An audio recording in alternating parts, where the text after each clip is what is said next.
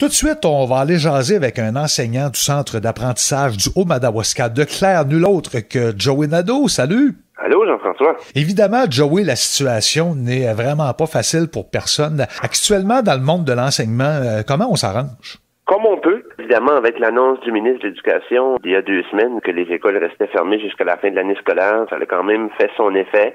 On est maintenant tenu, pas d'enseigner à proprement dit, si tu veux, mais il faut quand même s'occuper de nos élèves. Donc, il faut garder nos élèves actifs, stimulés. Il faut leur proposer des choix d'activités, des suivis aussi, et tout ça, évidemment, à distance. Ça fait que c'est un petit peu différent. On a dû apprendre à jongler avec tout ça. Il y a encore beaucoup d'enseignants qui sont dans l'apprentissage de tout ça, mais je crois que dans l'ensemble, ça va très bien. Et lorsqu'on parle de l'apprentissage de tout ça, on doit faire référence aux nouveaux moyens, je pense bien sûr aux réseaux sociaux, à Internet. Nous, on est chanceux, là, moi et 2 de mes collègues. On est 3 enseignants au centre d'apprentissage qui enseignent 7 et 8e année. On est un peu chanceux parce que dès que les écoles ont été fermées, le lundi suivant, on avait déjà une plateforme établie pour prendre contact avec nos élèves. Donc, on a déjà commencé à ce moment-là à rencontrer nos élèves de façon virtuelle. Donc, il n'y a pas une journée, nous, où les élèves, on n'a pas été en contact avec nos élèves, puis les élèves n'ont pas été en contact avec nous. Donc, ça a été quand même quelque chose d'important. Et là, ça a été beaucoup plus facile à ce moment-là. Quand les écoles ont été fermées pour le restant de l'année scolaire, nous, on a seulement continué ce qu'on faisait. Mais évidemment, c'est virtuellement qu'on les rencontre. Tous les jours à 13h, moi, je rencontre mes élèves avec mes 2 autres collègues. On est environ une quarantaine tous les jours, ce qui est très, très bien.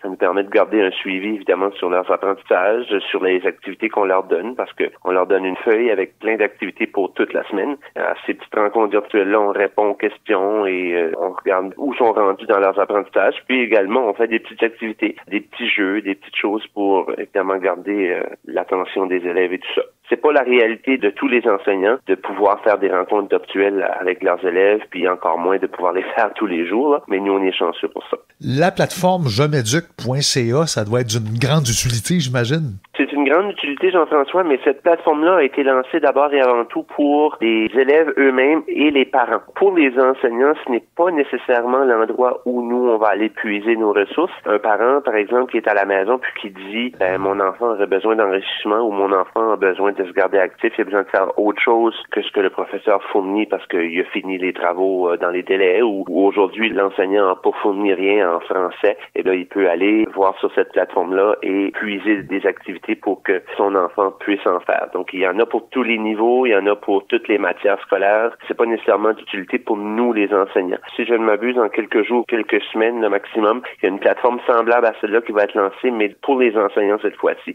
Donc, elle va nous donner accès à des ressources supplémentaires pour qu'on puisse puiser nos activités pour envoyer aux élèves, là. Pour revenir aux rencontres quotidiennes, aux rencontres virtuelles, les gens répondent bien à l'appel? Vraiment beaucoup plus qu'on ne le pensait au départ. Dès qu'on a commencé ça, on a eu une très grande assistance de nos élèves.